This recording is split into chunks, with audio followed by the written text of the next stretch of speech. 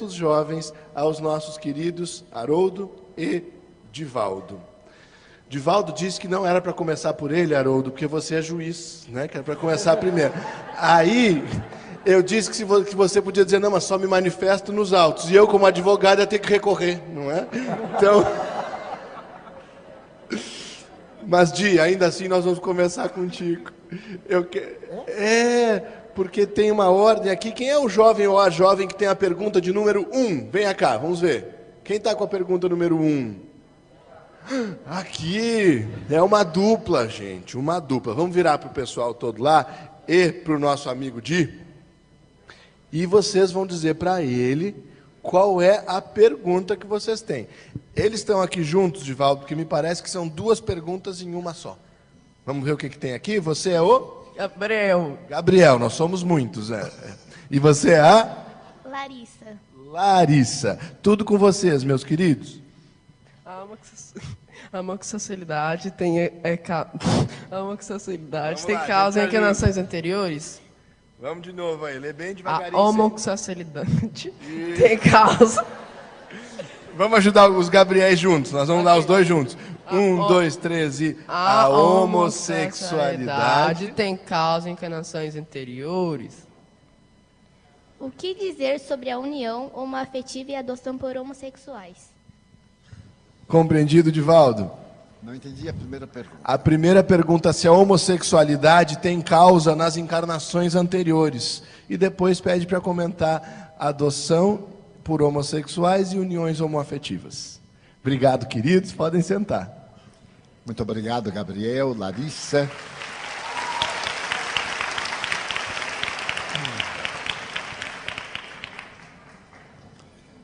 A homossexualidade é uma experiência evolutiva. Allan Kardec, em O Livro dos Espíritos, na questão de número 200, assevera que nós, espíritos, não temos sexo. Naturalmente, esta aparelhagem especial que o perispírito modela no corpo tem a finalidade da procriação. Dentro dessa proposta, nós teremos os dois sexos que produzem o nascimento daqueles que vão perpetuar a nossa espécie. Nada obstante, quando nós usamos mal ou exploramos o sexo apenas pelo prazer, nós modificamos a nossa estrutura íntima. Mas vamos imaginar que um espírito reencarnou na masculinidade várias vezes. E agora ele tem necessidade de desenvolver sentimentos e reencarna na feminilidade. Então ele vem com uma estrutura feminina, mas com uma psicologia masculina. Então, ao invés de amar a uma pessoa do sexo oposto, ele vai amar inconscientemente conforme eram nas suas vidas anteriores. Vai amar uma pessoa hoje do mesmo sexo. Podemos dizer que é uma estrutura para o progresso do espírito, realizando experiências variadas de desenvolvimento da ânima, da feminilidade, do ânimos, da masculinidade. Daí a antiga tradição diziam que os anjos não tinham sexo, haviam ultrapassado as necessidades humanas. Face a esse procedimento, a divindade estabelece que o sexo usado apenas para o prazer gera no indivíduo a necessidade de viver aquilo que ele explora nos outros apenas pelo seu egoísmo, e ele nasce com aquela tendência homossexual. Não é reprochável, não é negativo a pessoa ter a opção, ter a marca homo, hétero, bi ou assexuado. Porque nós falamos muito do homossexual, mas existem também as pessoas bissexuais. Aquelas que apresentam também alguma anomalia na formação do sexo. Também as pessoas que têm o sexo, mas não têm nenhum prazer, nenhuma necessidade biológica. Então, dentro desse quadro, o espírito aprende o amor sem o apego de natureza física. O amor em si é metafísico. É essa necessidade de estarmos juntos. O que é censurável e evitável é a promiscuidade do homossexual, mas também do heterossexual. Não é o ato em si. O ato em si, homo ou hétero, é nobre se há respeito pelo indivíduo, desde que o organismo expele hormônios, seja de um ou de outro ato. Mas expele outro tipo de hormônios que são emocionais, invisíveis, que satisfazem, que planificam o indivíduo. Desta forma, a adoção de filhos pelo casal homossexual, na minha opinião, no meu conceito, é muito nobre, considerando-se o número de crianças ao desamparo. Crianças nascidas em lares ditos normais e que, no entanto, são totalmente desamparadas, porque o amor não escolhe o sexo para poder dar-lhe o sentimento. A psicologia tem apresentado uma preocupação. Como se comportará uma criança constituída por um par que tem o mesmo sexo? Como ele distinguirá a mãe e o pai? É uma questão que somente o futuro pode responder. Mas isto vale muito mais através da sensibilidade. Porque no homossexual feminino, ou aquele que é masculino e tem a tendência feminina, há uma imensa ternura. E muitas vezes maior do que a mãe feminina. Também ocorre isso com o pai. Eu tive um pai muito severo. Ele era super masculino, era do século XIX. E então ele não admitia abraçar um filho, porque dizia que homem não abraça homem. Era uma ignorância. Toda vez que eu ia abraçá-lo, ele me repelia. Então, a questão da homossexualidade não é uma questão ética apenas, é uma questão evolutiva. Agora, é necessário que o homossexual se respeite, e respeite a sociedade sem agredir com as caricaturas, com os ademanes, isto é, com as exibições, as formas. Uma mulher é apenas uma mulher, que vemos que é uma mulher. O homem é um homem. O homossexual é alguém que tem uma tendência inversa ao corpo que ele hospeda. O homem tem a aparência masculina, mas é muito gentil, é efeminado. A mulher tem todos os órgãos femininos, mas é masculinizada. Ela prefere as coisas que agradam ao homem, porque na encarnação passada era essa a sua psicologia. Dessa maneira, pessoalmente, eu considero perfeitamente normal, desde que esteja no critério do respeito, do dever. E agora que o casamento é legal, eu considero que o divórcio banalizado é tão imoral quanto a prostituição. Respondi bem? Muito obrigado, Divaldo. E agora, naturalmente, nós teremos alguém que vai dirigir uma pergunta para o Haroldo. Quem que tem a pergunta número 4 aí? Vamos ver. Quem que está com a número 4? Venha para cá. Primeiro vamos apresentá-la. Você é a? Letícia, Letícia. Quantos anos, Letícia? 14, E de onde vem? Rio Verde. De Rio Verde. Palmas para Rio Verde aí. Letícia, qual é a pergunta que você tem para fazer para o nosso querido Haroldo? Como aplicar o espiritismo em seu tríplice aspecto na prática? Obrigado, Lê. Pode sentar lá. Valeu. Deus te abençoe, meu amigo.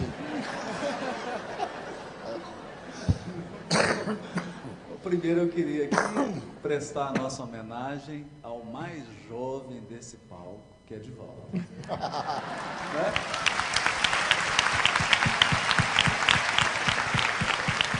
Essa vitalidade, essa energia, essa disposição dele em ainda dirigir a Mansão do Caminho, cheio de crianças e de jovens. Então a alma dele é jovial, é o exemplo do verdadeiro espírita, aquela mensagem do Evangelho segundo o Espiritismo, o homem no mundo.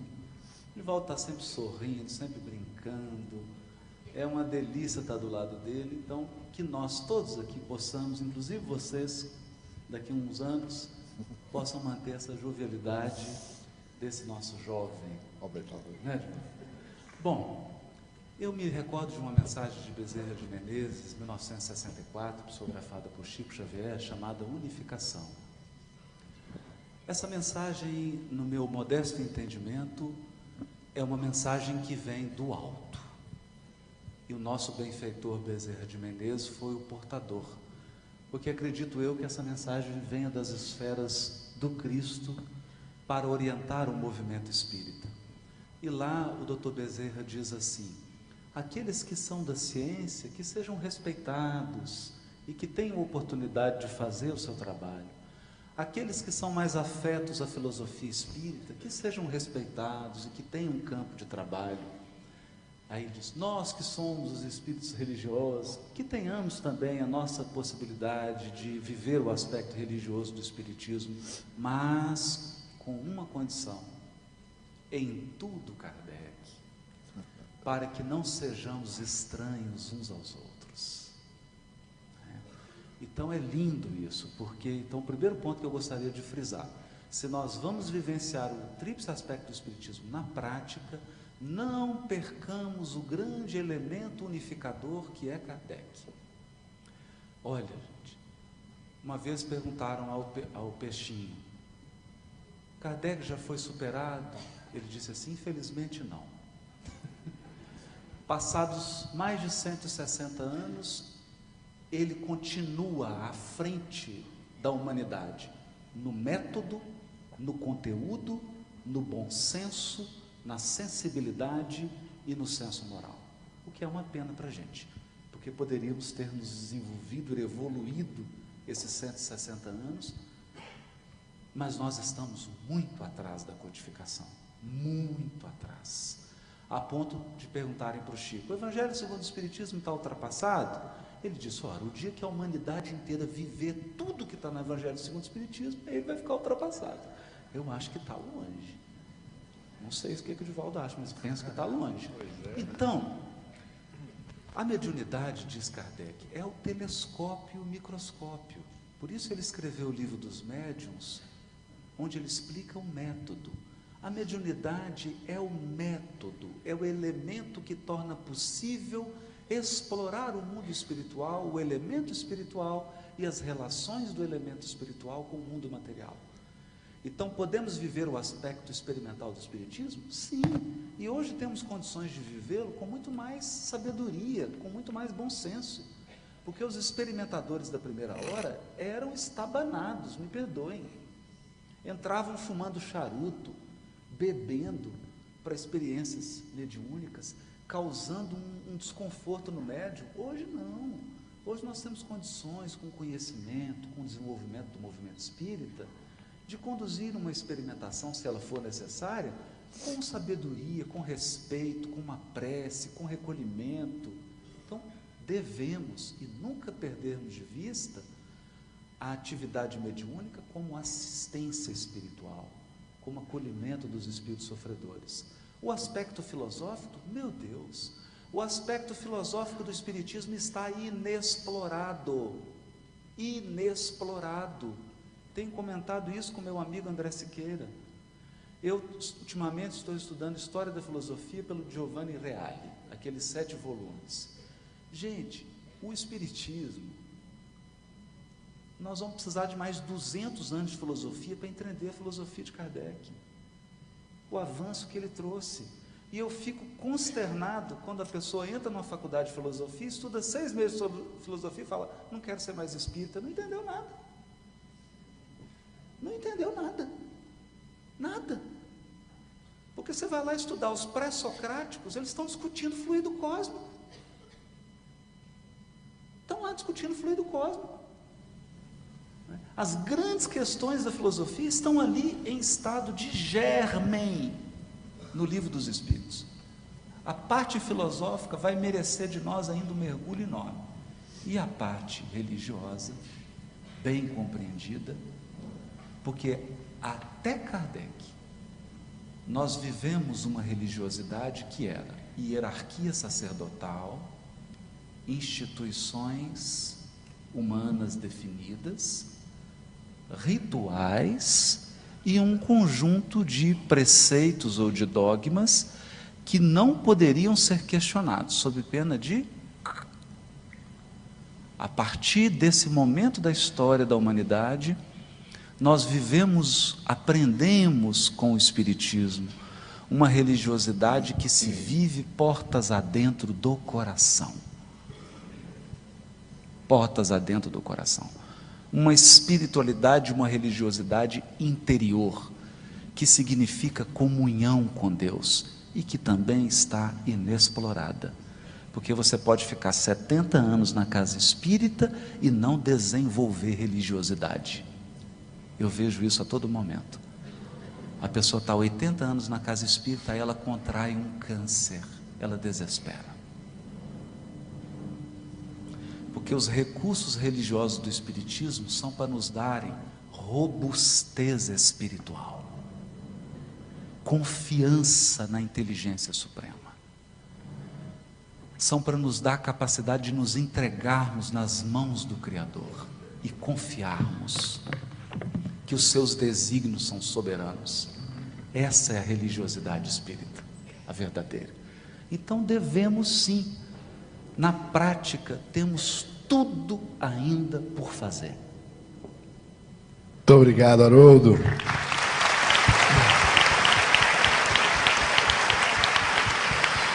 E vamos ver aqui entre os nossos jovens, quem tem a pergunta de número 2? Venha para cá. Primeiro vamos dizer para os nossos amigos, quem é você? Júlia, Quantos anos, Júlia? 15, E de onde vem? aqui de Goiânia. Aqui de Goiânia. Você vai perguntar para quem, Júlia? Pro Divaldo. Vai lá. Beber álcool socialmente tem algum problema? Álcool, drogas e mediunidade, é possível conciliar? Obrigado, querido. O povo tá afiado, né? Bárbaro.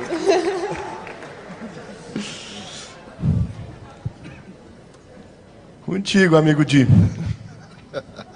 Escolheram boas perguntas. O Espiritismo nada condena, deixa ao discernimento da criatura de acordo com seu nível intelecto-moral. Naturalmente, beber socialmente não é um hábito social, é um vício social. Deve-se evitar, porque do hábito social de ingerir álcool e partindo do álcool para as drogas aditivas, vai surgir um condicionamento. E esse condicionamento vai ser, no futuro, as grades da prisão, da dependência. Então, o bom senso ético da doutrina recomenda que nós deveremos evitar para o nosso bem-estar. Há uma corrente médica que diz que um pouco de álcool no organismo auxilia bastante, porque produz a vasodilatação e que é muito saudável para o coração.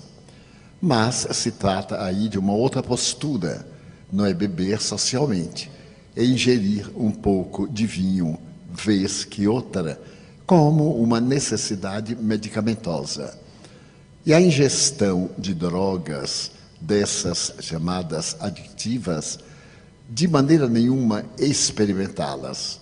Mas faltou aí o cigarro, de danos que não se podem comentar, porque o tabaco, para poder chegar ao cigarro, passa por tratamentos químicos de quase 80 substâncias diferentes. Referimos-nos apenas à nicotina, mas está um vídeo na rede social, no Face, demonstrando como esses resíduos do tabaco, do cigarro, ficam em nosso pulmão ao colocarem em vasos próprios o algodão, que recebe substância sem o tabaco e com apenas uma fumada. Então, qualquer vício dessa natureza que nos faz agredir o organismo, e se é na busca do prazer, ele não dá o prazer, dá uma ilusão de prazer, porque passa tão rapidamente que se torna uma necessidade, entre aspas, para poder encontrar a alegria. A verdadeira alegria brota do sentimento de paz, da consciência tranquila, do caráter reto, da conduta saudável. Então, A doutrina espírita nos recomenda esta vida ética, a vida saudável, evitando o suicídio. E qualquer tipo de droga agressiva é um suicídio indireto. Muitas vezes vamos a uma reunião social. Eu me recordo de uma experiência que tive em Dallas, no Texas. Eu havia terminado uma conferência em uma universidade muito católica. E logo depois, uma antropóloga, que era minha amiga, convidou-me para uma recepção em sua casa. Na hora que eu fui chegando, um dos garçons se aproximou com a bandeja de uísque. E ela passou à frente e disse: não, ele não bebe. Ele tem uma vida saudável. Ele é religioso. Então, o garçom disse: mas todos os padres estão bebendo. Eu disse: é coisa diferente. Eles pregam e não praticam. Eu então me senti lisonjeado, porque ela havia estado em nossa casa, em várias reuniões, fazia pesquisas antropológicas sobre o candomblé, para poder ver a mediunidade naquela fase mais primária, reuniões de umbanda, de quimbanda, reuniões espíritas, fazendo análise. E depois, em conversa, eu lhe perguntei: por que a senhora achou que eu mantinha uma vida saudável? Na sua condição de antropóloga, ela disse: o corpo foi feito para receber substâncias que o não agridam, porque todas aquelas que o agridem matam-no. E os indivíduos que ingerem essas substâncias são suicidas indiretos. E ela não era espírita. Portanto, eu cheguei à conclusão, e do ponto de vista doutrinário, pois que Kardec não iria abordar algo que nós podemos resolver, sempre sugiro que nós evitemos. E agora eu me utilizo de uma expressão de Raul Teixeira. É lamentável que em muitas residências espíritas, residências de alto coturno, de pessoas economicamente bem situadas, os proprietários não bebam, mas tenham o uísque e outras substâncias para dar amigos, o que é muito mais grave. Então, se a pessoa é rica, deseja uma linda adega, coloque os frascos vazios para embelezar, mas não os ofereça a amigos. E se criou até em nosso movimento uma questão um pouco perturbadora. Os almoços espíritas na Bahia, as feijoadas espíritas, aquelas feijoadas para recolher donativo. Em Goiânia, pão de queijo com piqui, para poder conseguir algum dinheiro. E muitas dizem assim: mas não vai ter uma cervejinha? Não, não vai. Ah, então eu não vou. É melhor que eles não vão do que eles irem para embriagar-se numa atividade cujo objetivo é fazer o bem. Aí nós caímos numa tese comunista. Os meios não justificam os fins. E no comunismo, o meio cruel justifica o fim. Daí é recomendável que nós evitemos, mas de uma postura intolerante, dogmática. Se a pessoa deseja, por prazer, tomar uma bebida alcoólica, um vinho tinto ou um vinho do Porto, pode fazê-lo por prazer, porque é uma satisfação, mas não usar socialmente como hábito, porque se transforma num vício.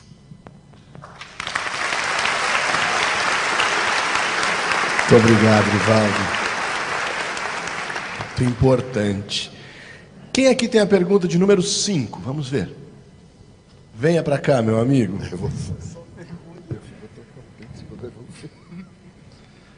Você é o? Rodrigo, de 21 anos, de Goiânia mesmo. Já deu o serviço completo aqui, não é? Muito bom, Rodrigo. E, Rodrigo, para quem é que você vai fazer a pergunta? É pro Haroldo. Pro Haroldo. Mas se o Divaldo quiser falar também um pouquinho. Por favor, querido. Bom, pessoal, então, assim, eu estava lendo a Revista Espírita de abril de 1862. Tem um artigo nela que ele comenta, o Kardec e a equipe dele comenta sobre a possibilidade de perfeição dos negros, da etnia negra. Ele usa o termo raça, mas esse conceito já caiu tem muito tempo, né? Aí, assim, uma das considerações que ele chega é que, assim, os negros eles podem evoluir, como qualquer pessoa normal, até chegarem ao ponto de um dia habitarem corpos brancos, corpos de brancos. Tá lá. O que vocês têm a me dizer sobre isso? Obrigado, Rodrigo.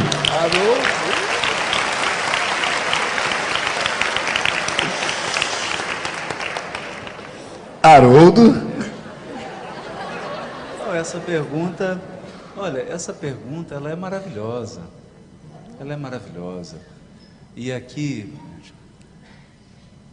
se tem uma coisa admirável no Espiritismo, é que ele possui mecanismos para neutralizar o dogmatismo.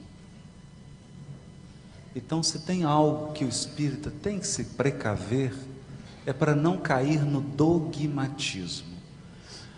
Então, eu só estou fazendo essas premissas aqui para a gente poder abordar o tema. Segundo, nós não somos uma religião do livro.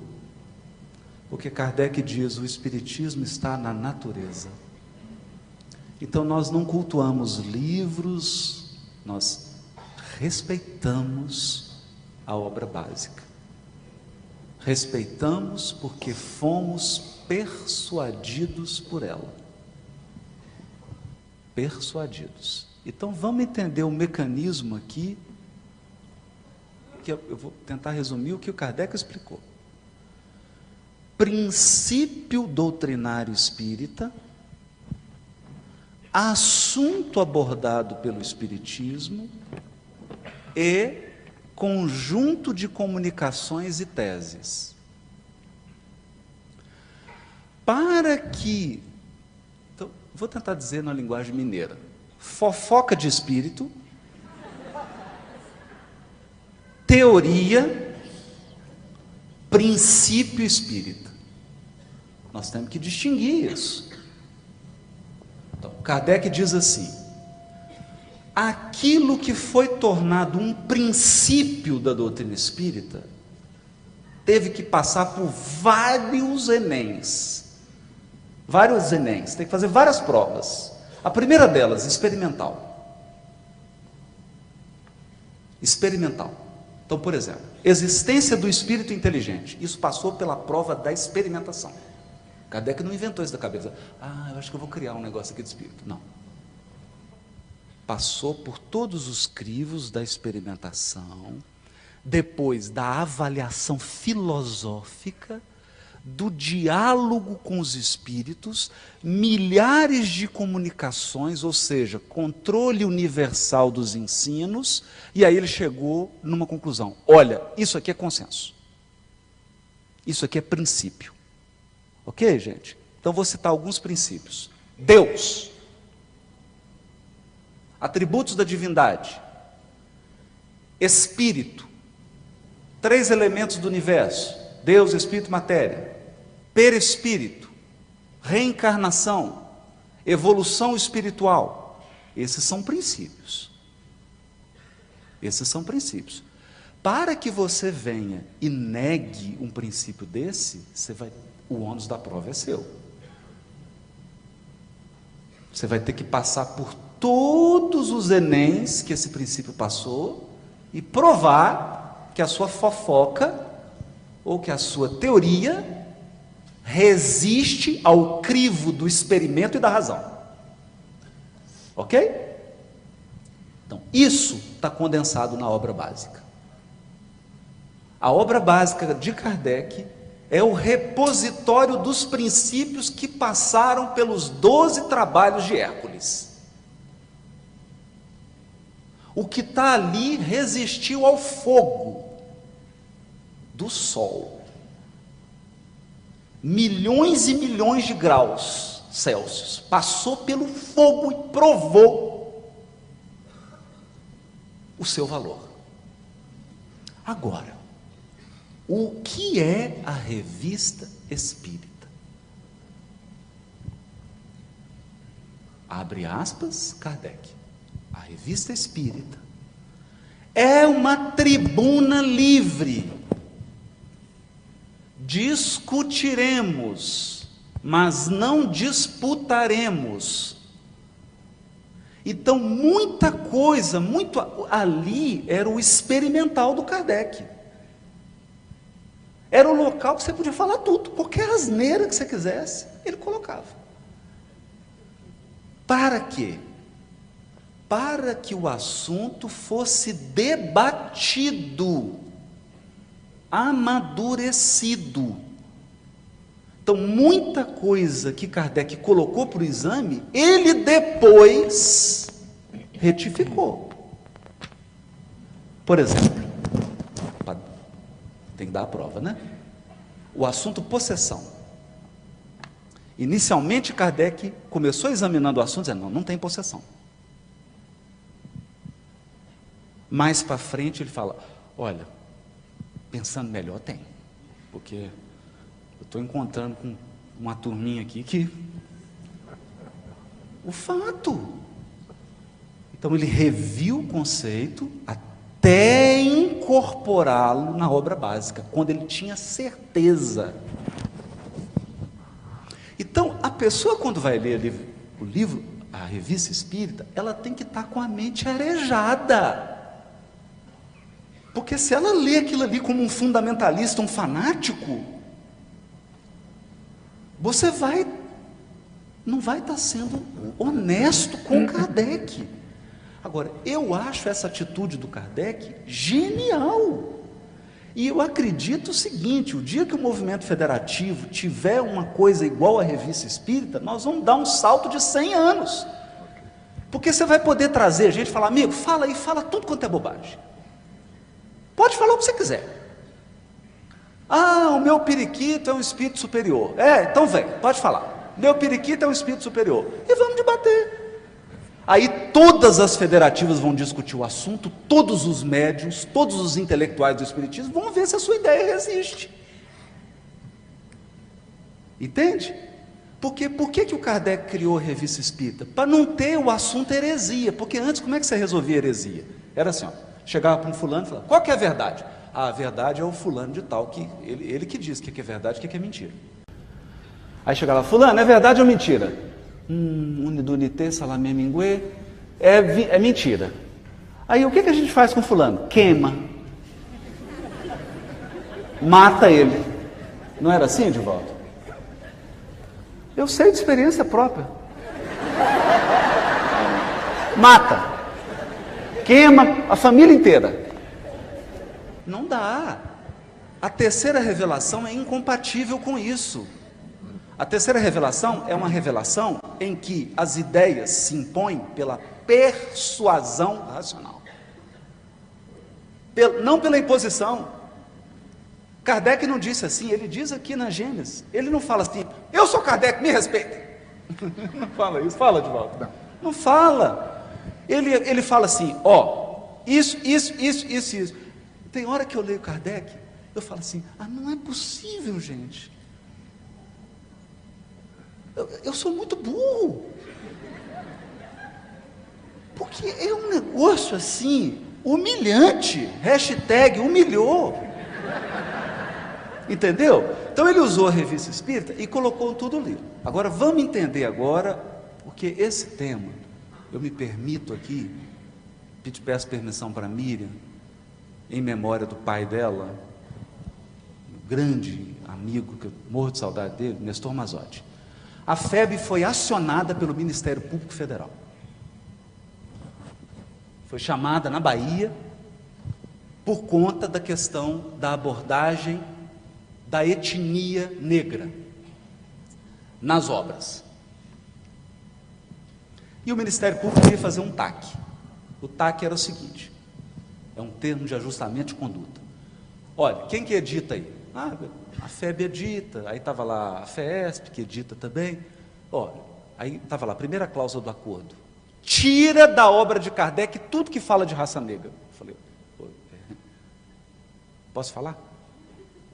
Aí, procurador, meu nome é Haroldo, eu estou acompanhando aqui o presidente, eu sou juiz de direito, o TAC do senhor está ferindo a Convenção de Berne. Aí o procurador da República ficou pálido. Então, o senhor está sugerindo, e a Convenção de Berne, ela foi incorporada pelo direito brasileiro, através da Lei de Direito Autoral, e como o direito moral do autor é direito personalíssimo, o senhor está pedindo que a gente fira a Constituição da República, num TAC. Não se altera a obra de autor, a não ser com o consentimento dele. E aí fomos discutir. Falou, na época de Kardec, imagine aqui, o conceito era raça. A palavra era raça. Então, a gente querer que alguém... É a mesma coisa eu pedir para você usar uma palavra que vai ser usada daqui 150 anos. Por favor, use. Gente, isso não é razoável. A palavra que era usada pela ciência era raça. Está lá no livro A Caminho da Luz, 1938. Emmanuel também usa raça. Agora, eu pergunto, você vai pegar a ideia ou a palavra? Né? Então vem a etnia. Bom, Kardec coloca aquelas questões lá, mas nós temos que fazer uma interpretação sistemática. Sistemática significa, eu não posso pegar um texto isolado de Kardec para definir a posição dele. Então eu sugiro, vai lá no Homem de Bem, vê o que o homem que está lá no Homem de Bem. O homem de bem não tem preconceito de raça. Então como é que eu posso chamar Kardec de preconceituoso? O homem de bem não tem preconceito de raça. Aqui na Gênese, capítulo 1, caráter da revelação espírita, ele diz assim: o Espiritismo arrasa com preconceito de raça, porque mostra que através da encarnação nós podemos nascer como escravo, como livre, como rico, como pobre, como proletário, como capitalista. Então hoje eu estou meio pardo, mas amanhã eu posso vir negro, posso vir chinês, posso vir japonês, não é?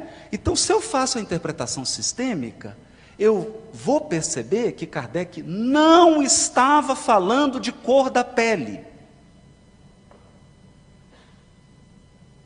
Não estava falando de cor da pele. Vamos examinar lá. Ele estava falando de processo civilizatório. Processo civilizatório. Não é? Então, na época, havia tribos, não só na África, era a África porque a África era vedete. Um minutinho para concluir, Para amigo. concluir. Mas havia tribos em vários outros locais do mundo canibais. E o Espiritismo, ele tem um princípio que é a evolução dos seres, das comunidades e das civilizações. Então, eu posso assegurar com certeza, a Europa de hoje é muito mais evoluída que a Europa do século XVIII. Porque as civilizações estão em processo de evolução.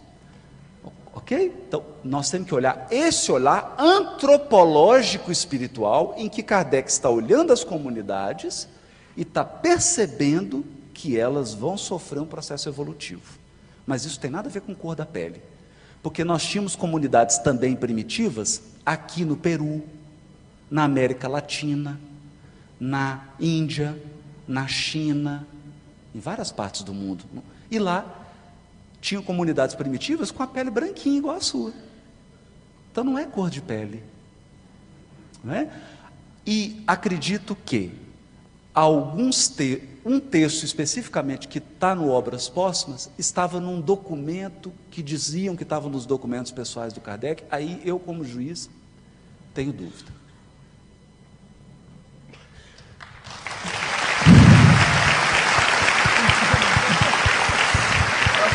Eu falei ontem sobre a teoria da beleza. Muito obrigado, Haroldo.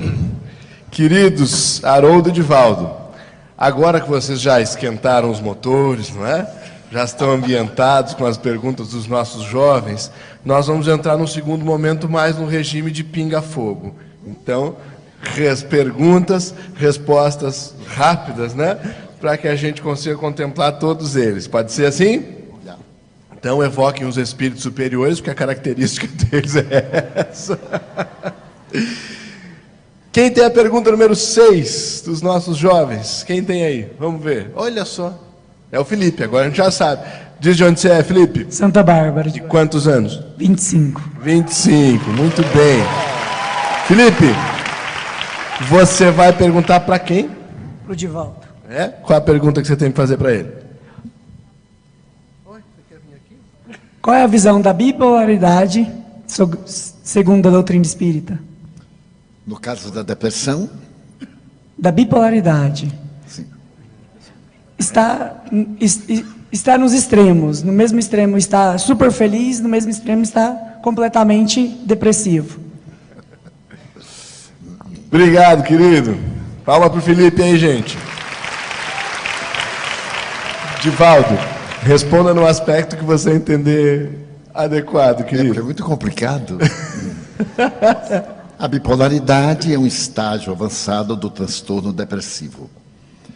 Nesse transtorno depressivo, acredito pessoalmente que há interferência de espíritos perturbadores, porque é nessa bipolaridade que ocorrem os suicídios. Quando o paciente deixa a melancolia e entra em euforia. Na fase da euforia, todos pensamos que ele está curado, e ele está apenas exaltado. Mas logo depois falta a presença de algumas substâncias neuronais, que são os neuropeptídeos, e ele então cai na melancolia. Nessa curva ele perde o discernimento suicida, porque a sensação que ele experimenta do vazio existencial é muito grave. E eu tenho observado pela experiência mediúnica que nos processos leves da depressão há influência espiritual, como uma telepatia, nos aspectos de instalação do fenômeno depressivo, que hoje é chamada transtorno depressivo, da bipolaridade, da afetividade. Já há uma interferência muito maior, quase uma obsessão. Na bipolaridade existe realmente uma possessão. Haroldo falou muito bem, porque no capítulo 23 do Livro dos Médiuns, Kardec rejeita a possessão. E então, mais tarde, ele reconhece que há indivíduos absolutamente possessos e usa expressões, os possessos de tal cidade e etc. Então, na possessão, o indivíduo, o espírito, perde totalmente o controle da razão. E, em consequência, é muito perigoso. Toda vez que tivermos um paciente depressivo eufórico, o risco do suicídio é quando ele começa a cair na chamada realidade depressiva. Ele vai entrar em melancolia. Neste momento ele foge, não porque ele queira se matar, porque esse vazio existencial é tão terrível que a pessoa quer fugir dele. Então vem o suicida. Agora, do ponto de vista psiquiátrico, a bipolaridade já é uma depressão mais profunda, que necessita de barbitúricos para que eles envolvam os neurônios cerebrais, obrigando-os a produzir o neuropeptídeo, a substância que dá as comunicações, com regularidade, até que o órgão se recupere daquilo que foi um trauma, daquilo que foi uma doença infecto-contagiosa, daquilo que foi um conflito de natureza sexual, daquilo que foi um prejuízo emocional, uma má educação, uma família desastrada, agressividade doméstica, bullying. Bullying na faculdade é cruel e leva o indivíduo ao isolamento e à depressão. É uma forma de vingança social que não se justifica mais, porque deixou de ser uma brincadeira para ser um aspecto criminoso. Inclusive tem tido suicídios e homicídios. Daí a bipolaridade é o aspecto mais grave da depressão, que deve ser cuidada com barbitúricos fortes, deixando o paciente um tanto perturbado até que ele recupere a razão. Muito obrigado, Divaldo. Quem dos nossos jovens tem uma questão com o número 10? Vamos ver. Quem tem aí? Você estava esperando para perguntar por essa, né? Agora a gente vai descobrir por quê. Você é o? João Paulo. E o João Paulo é de onde? É daqui de Goiânia mesmo. É? E quantos anos? 17. Para quem que você vai perguntar, querido? É, pro Haroldo. Pro Haroldo. Se prepare aí, Haroldo, segura bem na cadeira. Isso. As crianças e os jovens da nova geração precisam ir à evangelização? Tem gente querendo folga aí, como é que é, né? Obrigado, querido. Palmas pro nosso amigo. Haroldo, no regime pinga-fogo. João Paulo, rapidinho, no livro Obreiros da Vida Eterna, materializa-se no mundo espiritual, sob as vistas de André Luiz, um espírito ainda da Terra, mas que já habita em esferas superiores, chamado Asclépios. Depois de um esforço dos circunstantes, o Asclépios materializa apenas a metade, porque ele já vivia numa região em que os seres não têm mais forma humana. E algumas pessoas, trabalhadores, são selecionados para fazerem perguntas a eles, trabalhadores de 30, 40, 50 anos de trabalho. E a cada pergunta que é feita a Asclépios, ele tira um rolo materializado e lê um versículo do Novo Testamento. Então, meu amigo, se o Asclépios está andando com um pergaminho do Novo Testamento e sendo evangelizado, eu vou dizer uma coisa: a nova geração que se cuide, que se evangelize, que busque, porque até que nós estejamos em comunhão com o Cristo, necessitaremos de evangelização.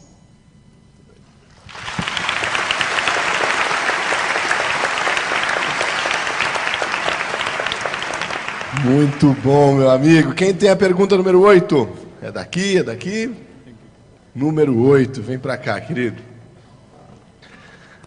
Apresente-se ao 34º Congresso. Sou o Fernando, 18 anos, aqui de Goiânia. E para quem que você vai fazer pergunta, Fernando? Pro Divaldo. E qual é a pergunta que você tem para o baiano mais querido? O que dizer sobre a ideologia de gênero? Obrigado, Fernando.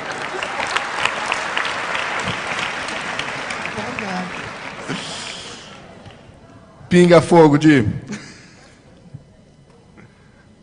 Eu diria em frase muito breve que é um momento de alucinação psicológica da sociedade.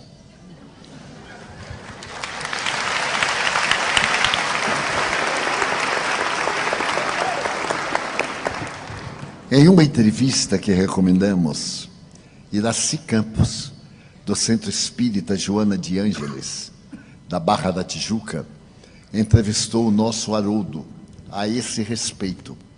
E as respostas, como as perguntas, muito bem elaboradas, propiciaram a Haroldo abordar a questão do ponto de vista legal, moral, espírita e social.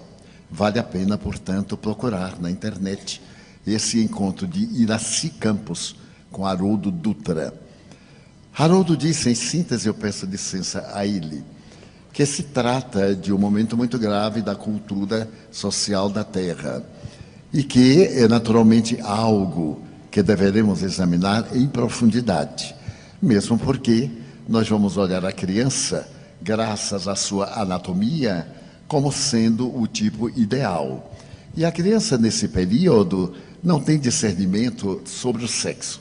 A tese é profundamente comunista e ela foi lançada por Marx sob outras condições, que a melhor maneira de submeter um povo não era escravizá-lo economicamente, era escravizá-lo moralmente. Como nós vemos, através de vários recursos que têm sido aplicados no Brasil nos últimos 9 anos, 10, em que o poder central tem feito todo o esforço para tornar-se o patrão de uma sociedade em plena miséria econômica e moral. Porque os exemplos de algumas dessas personalidades são tão aviltantes e tão agressivos que se constituíram legais e, porém, nunca morais. Todas essas manifestações que estamos vendo, graças à República de Curitiba, cujo presidente é o Dr. Moro, e deve ser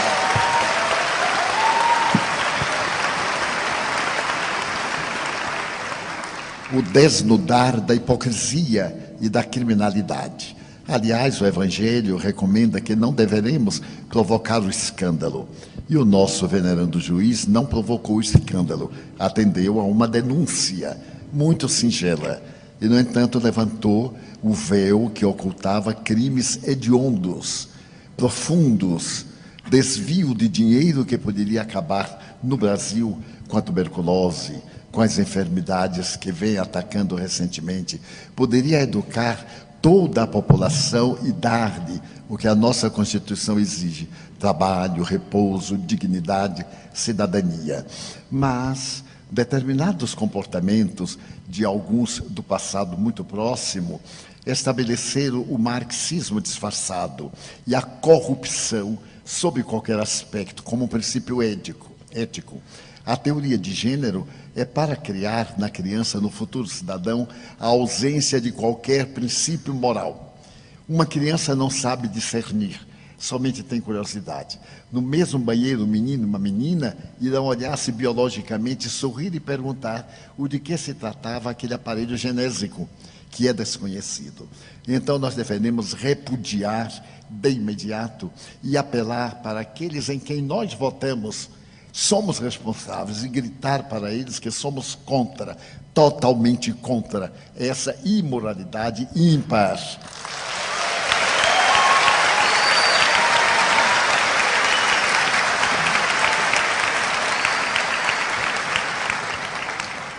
Vão me perdoar uma blasfêmia agora para adultos. Os espíritas somos muito omissos. No nome falso e na capa da humildade, achamos que tudo está bem, mas nem tudo está bem. É necessário que nós tenhamos voz. O apóstolo Paulo jamais silenciou ante o crime, a imoralidade, e Jesus, muito menos. Ele deu a César o que era de César, mas não deixou de dar a Deus o que é de Deus. Muitas aberrações nós silenciamos. Afinal, disfarçadamente, vivemos numa república democrática. E os nossos representantes lá chegaram pelo nosso voto. Já está na hora de acabar de votar por uma percata japonesa. Já está na hora de deixar de votar por causa do emprego que vai dar ao nosso filho. Pensarmos na comunidade. Uma comunidade justa, não faltará emprego para todos. Uma sociedade justa, de homens de bem, de mulheres dignas, naturalmente estabelecerá as leis de justiça e de equidade. Então nós evitaremos essas aberrações. O aborto provocado, esse crime hediondo que está sendo tentado tornar-se legal, por mais que seja legal, nunca será moral. Não somos contra quem aborta por essa ou aquela razão. Falamos em tese: matar é crime, seja qual for a aparente justificativa. E agora, com a tese de gênero, estamos indiferentes. E de um momento para outro, pela madrugada, os nossos dignos representantes adotam. Falávamos ontem a respeito de cartilhas do Ministério da Educação depravadas para corromper as crianças e que as escolas estão devolvendo ao Ministério. Que Ministério de Educação é esse? Que estabelece fatos?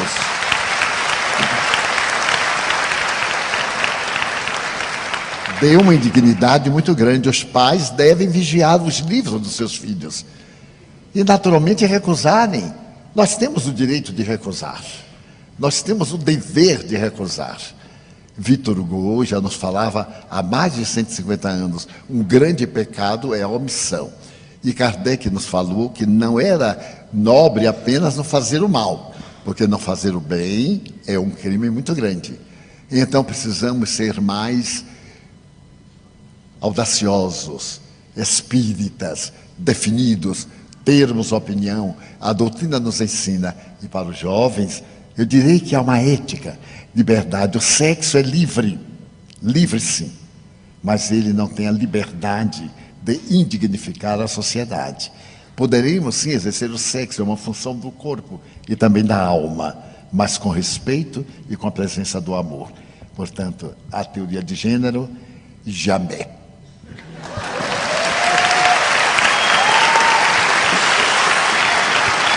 Muito bem.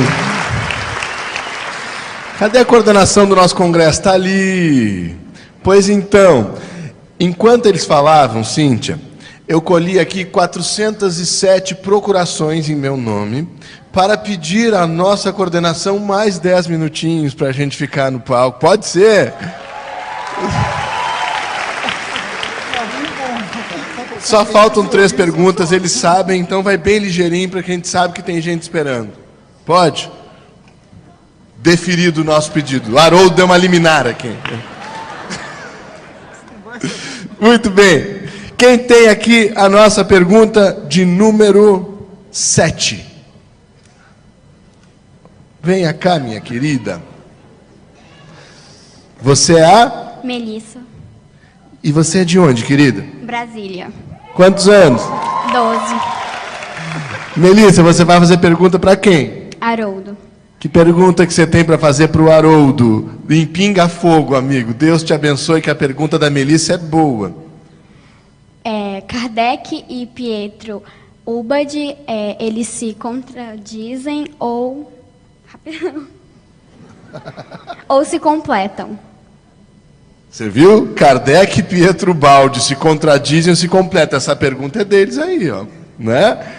Obrigado, querida. Palmas para a Melissa, gente. Haroldo. Eles que provocam. Esse foi, né? Bom, Em pinga fogo, hein, amigo? Vamos lá. vamos lá. Primeira coisa que eu gostaria de destacar é que nenhum de nós precisa agredir para discordar. Jamais necessitamos desmerecer a pessoa que tem uma ideia contrária para discordar dela. Então já quero de antemão aqui manifestar ao espírito de Pietro Baldi o meu respeito, a minha consideração, o meu carinho. Esse espírito que teve uma missão no âmbito católico da Itália, mas que, na minha modesta opinião, cometeu um equívoco quando se mudou para o Brasil. Vou dizer por quê.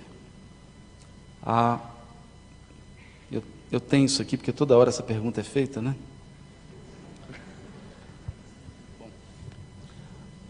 Pietro Baldi enviou uma mensagem ao 6º Congresso Espírita Pan-Americano, realizado em Buenos Aires, em outubro de 1963. Nesse documento, ele dizia assim: o Espiritismo estacionou na teoria da reencarnação e na prática mediúnica. Não possuindo um sistema conceptual completo, o Espiritismo não pode ser levado a sério pela cultura atual. A filosofia espírita é limitada, não oferece uma visão completa do todo e não abrange todos os momentos da lei de Deus.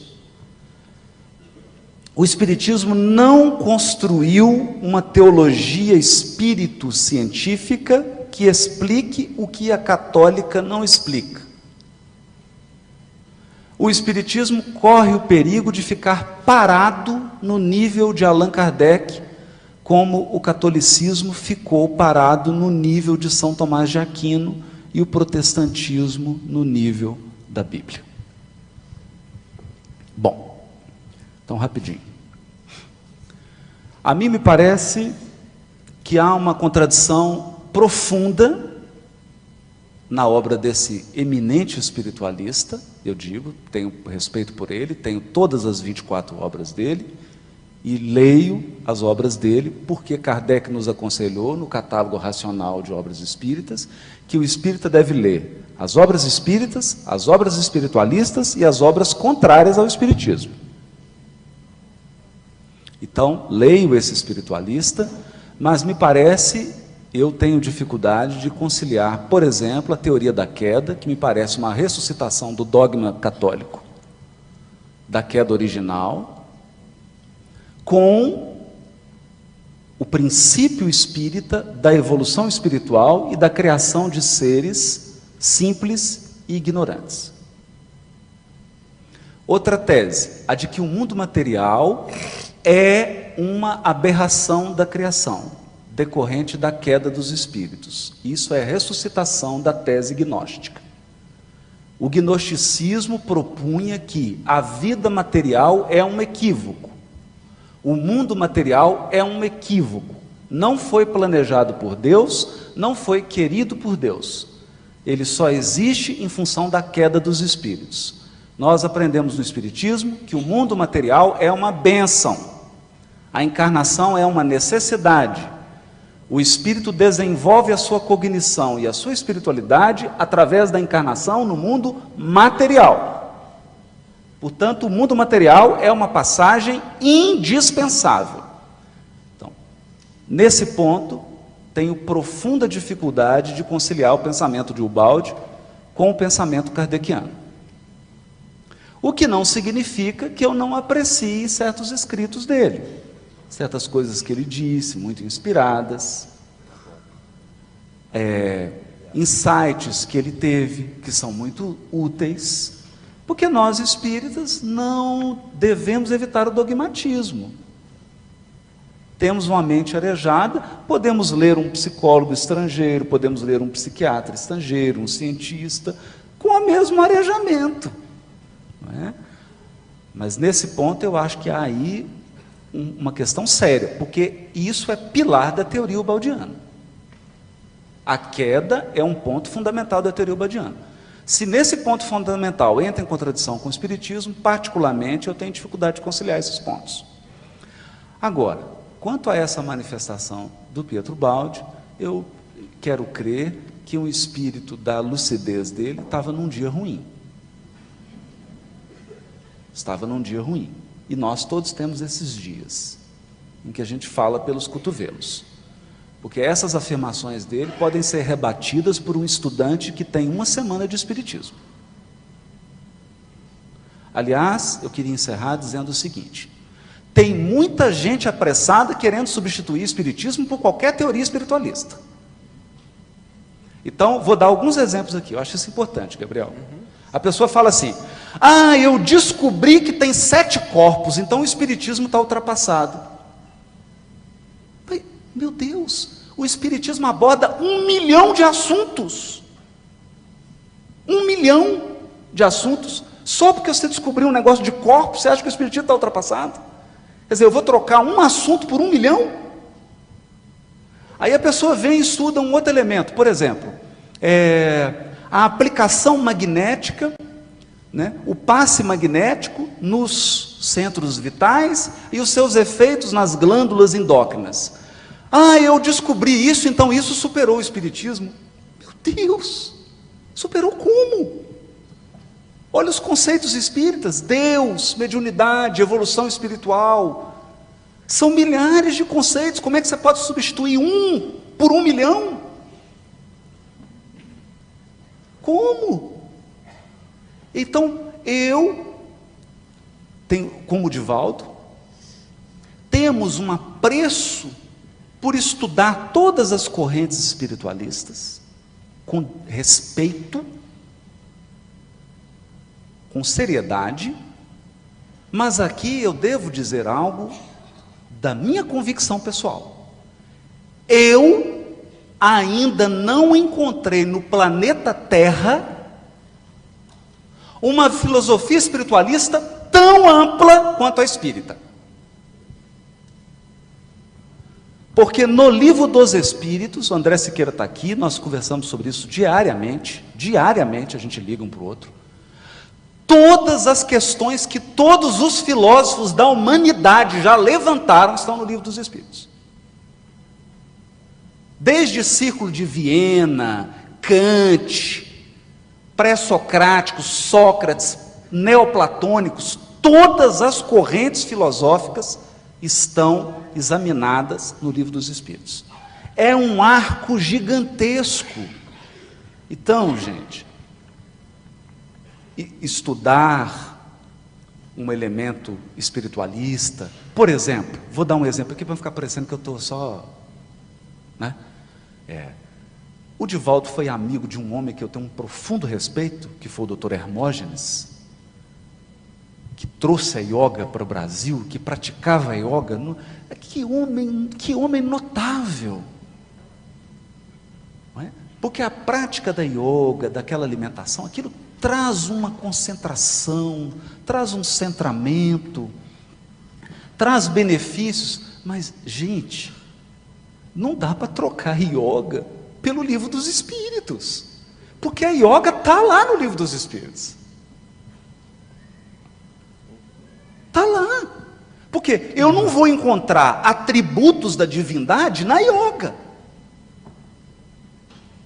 Eu só vou encontrar isso na questão 13 do Livro dos Espíritos.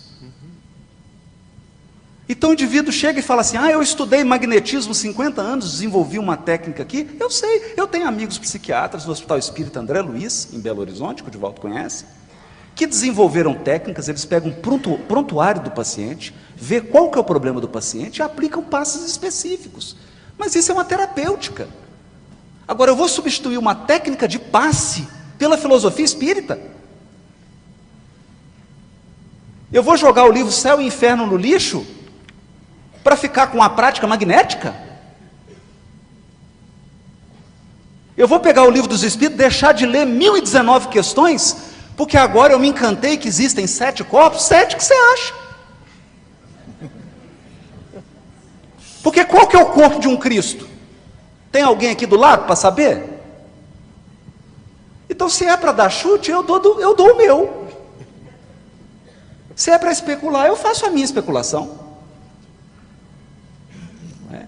Então, eu penso que a pessoa que estuda um pouquinho de história do Espiritismo, que estuda os grandes experimentadores, Gabriel Delane, Ernesto Bozano, Charles Richer, William Crookes, e vê o aspecto experimental e como surgiu a codificação kardeciana, o indivíduo que leu toda a revista espírita e acompanhou o trabalho e o método de Kardec, o indivíduo que olha para o índice do Livro dos Espíritos, para o índice, e vê os assuntos que estão lá abordados, me perdoem, eu posso ler todo espiritualista, tenho minhas preferências, amo Gandhi, tenho uma admiração profunda por Yogananda, por tantos outros, mas não venha vendar meus olhos e falar assim: você troca uma BMW por 1 quilo de maçã? Sim! Não vou fazer isso.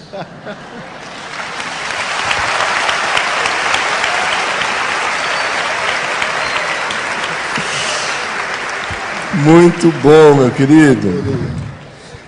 A resposta foi tão boa que acho que você vai ganhar mais uma pergunta para você mesmo. Quem é que tem a pergunta número 9? Aqui, venha para cá. Você é a? Maria Eduarda. Maria Eduarda. De onde? Goiânia. Goiânia. Quantos anos, Maria Eduarda? 19. Ela disse um 19, assim, né? Longamente vividos.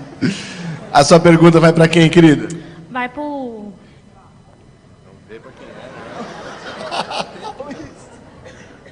Vai pro Haroldo. Uau! Qual é a pergunta para o Haroldo? Haroldo, qual que é o papel da federação e dos centros espíritas diante dos sinais dos tempos? Palmas para a Duda aí, ó. Obrigado. Qual o papel da federação e dos centros espíritas diante dos sinais dos tempos? Nossa, essa eu vou colar do Dr. Bezerra, bem rapidinho. Claro. Voltando da mensagem de 1964, Unificação, em que o Dr. Bezerra diz assim: união e unificação. Meus amigos, nesse tempo de transição, tenho sido aconselhado pelo Divaldo, tenho conversado com ele. A família espírita está sob um ataque espiritual. Nós estamos sendo perseguidos espiritualmente. É bom ficar atento a isso. Nossos lares estão sendo atacados. Nossas relações estão sendo atacadas. Então, nunca, como antes, a palavra união foi tão importante. Não nos afastemos, dirá o meu poeta Carlos Drummond de Andrade, o mineiro. Não nos afastemos, caminhemos de mãos dadas.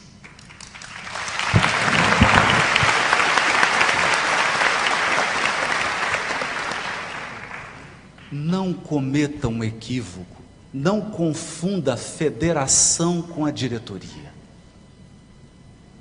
A federação é a instituição espiritual.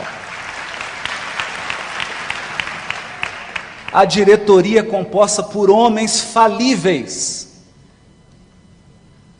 Eu amo o Paulo César. Admiro o Paulo César, mas ele é um ser humano. Não é, Paulo?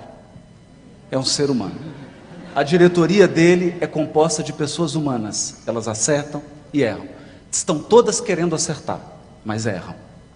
Mas não confunda a FEEGO com a diretoria. A FEEGO é uma instituição cujas raízes estão no mundo espiritual de Goiânia, de Goiás. no mundo espiritual de Goiás. As raízes da FEERGS estão no mundo espiritual do Rio Grande do Sul. A nossa casa máter está indelevelmente ligada a Ismael e ao Cristo. As diretorias são feitas por homens. Podem cometer erros e equívocos. Então, por favor, se você quer fazer uma crítica, não faça a instituição, faça a diretoria.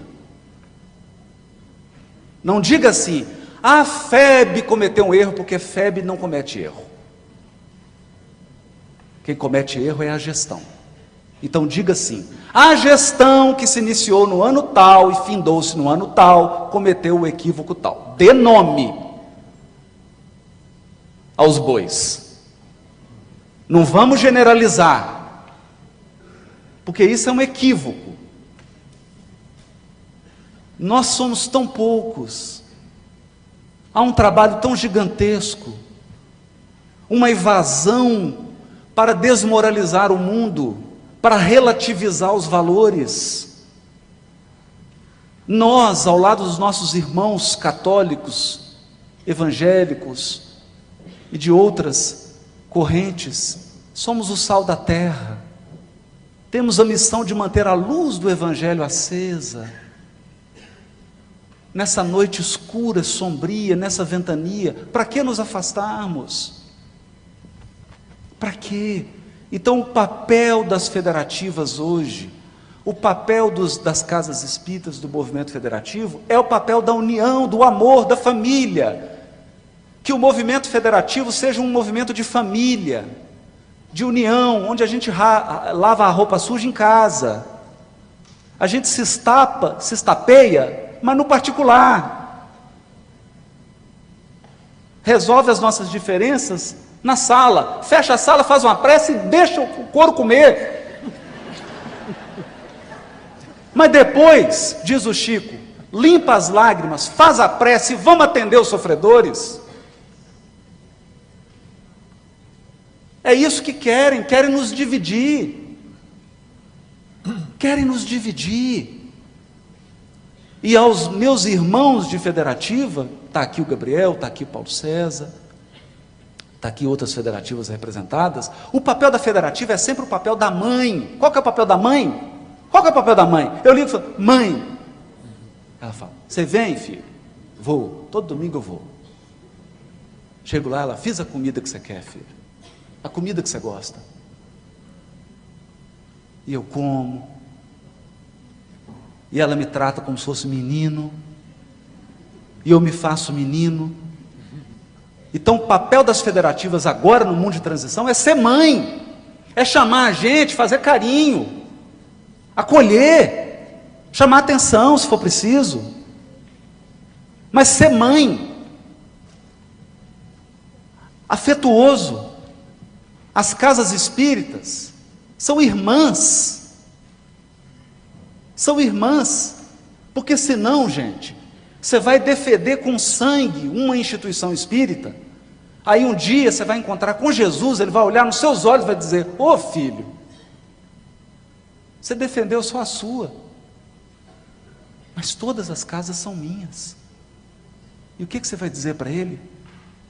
Ah, Jesus, eu dei soco em teu nome. Ah, Jesus, eu esfaqueei em teu nome. Ah, Jesus, eu denegri a moral e a imagem de pessoas em teu nome. Ah, Jesus, eu destruí reputações em teu nome. Ele te dirá, ô meu filho, isso não é evangelho. Você não tem parte comigo. Você não tem parte comigo. A verdade não precisa de guerreiros. A verdade precisa de testemunhas.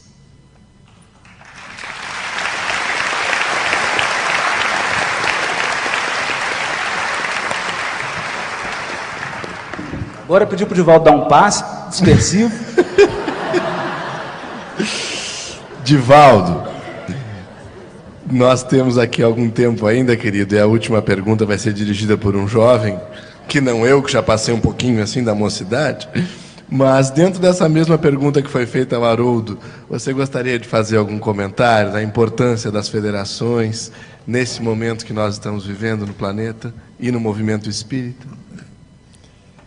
Referindo-nos à mensagem do Dr. Bezerra, a que o nosso Haroldo colocou as bases da sua resposta, gostaríamos de repetir que unidos somos força. E essa mensagem, conforme falei ontem aos responsáveis pelo Movimento Espírita de Goiás, parece que Haroldo ouviu sem ter ouvido. Fizemos esta abordagem. Nós não podemos separar-nos. E essa união entre nós é a base da unificação das instituições espíritas. Ela tem o seu alicerce na parábola do feixe de varas. Todos arrebentamos uma vara, 2, 5, talvez um pouco mais. No entanto, um feixe de varas nós não podemos destruir. O movimento de unificação não é tão moderno quanto parece.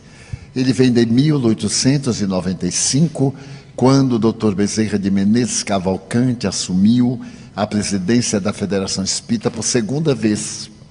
A situação era deplorável no país, no movimento. Então, Ismael, a que se referiu o nosso Haroldo, comunica-se e diz ipsis verbis: batam na porta de Bezerra de Menezes e tragam-no. Foram buscar, e esse homem dúlcido, pacífico, considerado um apóstolo, veio para administrar a FEB, que é de origem divina. Nós, as criaturas, formamos o movimento. O movimento é imperfeito, é oscilante. A mensagem é perpétua, vem da divindade.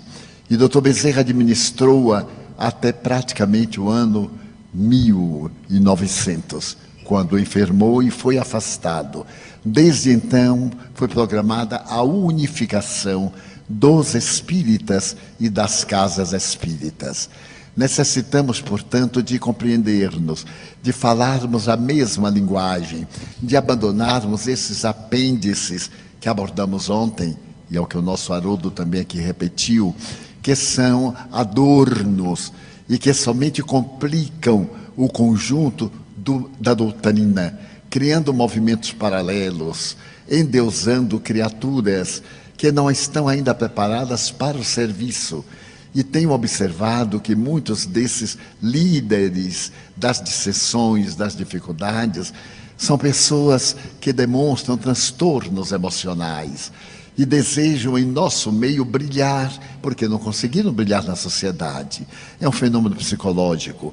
Como não triunfaram socialmente, vão para redutos pequenos, onde se tornam verdadeiros títeres com as suas teorias absurdas. O Espiritismo não necessita de apêndice, de natureza nenhuma, necessita de ser conhecido, estudado, para poder ser vivido. E é necessário que esse estudo amplie-se a toda a codificação. Muita gente lê de quando em quando o Evangelho, segundo o Espiritismo, é frequentador e se diz espírita, sem vivenciar os postulados da doutrina. Necessitamos da união mais do que nunca. Ele usou a mesma expressão que ontem eu disse: somos tão poucos diante desta massa imensa que tem sede de Deus, desses sofredores que nos buscam com ansiedade, que nos pedem a mim, a ele: diga-me uma palavra para eu não me suicidar. Então todos nós somos as mãos do Cristo, somos o sentimento de ternura de Jesus para tornar o mundo melhor. E os jovens não são mais a esperança, são a realidade. O futuro já chegou. A criança de ontem já está na juventude de hoje. E evangelizá-la espiriticamente, trazer o espiritismo ao evangelho para torná-lo claro, colocar a reencarnação, a comunicação dos espíritos, a responsabilidade afetiva nos relacionamentos amorosos, ter muito cuidado para não se deixar embriagar pela sensação. O namoro é um momento de conhecimento emocional, não de conhecimento sexual. Chegar, ficar e ir é uma responsabilidade muito grave, porque você pode ir e a pessoa ficar ligada a você, vir ter uma depressão mais tarde, vir suicidar-se, porque ela ficou e você foi embora. Não pense que tendo ido embora, o indivíduo masculino ou feminino, que está sem responsabilidade. Muitos suicídios, por causa das afeições não definidas, pesam também na responsabilidade do outro, daquele masculino ou feminino que abandonou por uma questão apenas egoística. Pensem 2 vezes. Amem, amem e amem muito. E façam desse amor um elo de segurança. Necessitamos de amizade, necessitamos de união, necessitamos de namorar, de intimidade, necessitamos de unir-nos sexualmente com responsabilidade. Os produtos que impedem a fecundação, para poder dar-nos liberdade do intercurso sexual, são também criminosos, porque adiam, mas não impedem que a nossa responsabilidade pela paternidade seja eliminada no mundo espiritual. Um pouquinho de paciência, para que o matrimônio tenha uma vivência mais demorada, para que a comunhão de sentimentos seja muito mais firme e muito mais prazerosa. Vocês não são o meu futuro, vocês são o seu futuro. Um futuro de bênçãos para mim, quando me reencarnar dentro de 6 ou 7 anos. Vou correndo e volto correndo.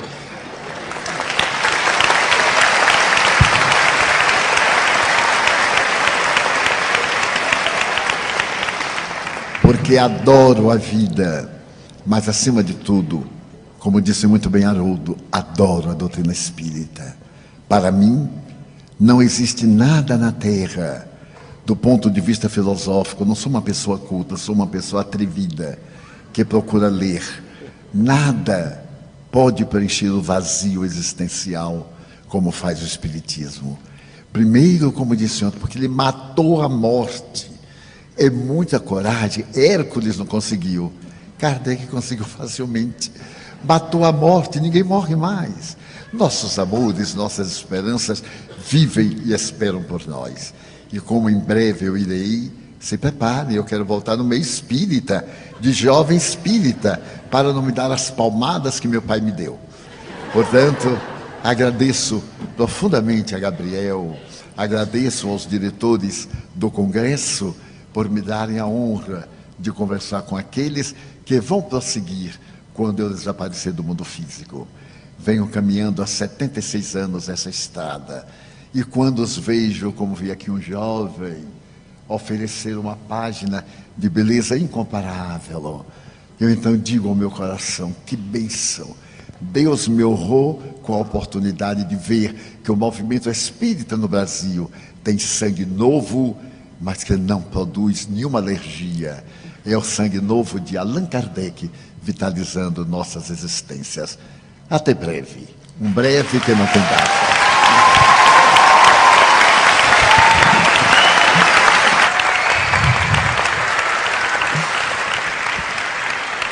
Pode ficar, pode ficar. Só chegar pertinho dessa dupla aqui.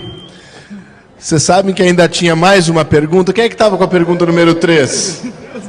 Não, sabe o que era? Cadê o povo da pergunta número 3? Estava aqui. Para eu não mentir sozinho, né? Para vocês, o Divaldo se antecipou à pergunta, porque a pergunta era: o que fazerem os jovens para construir um mundo melhor? Uau. E ele respondeu.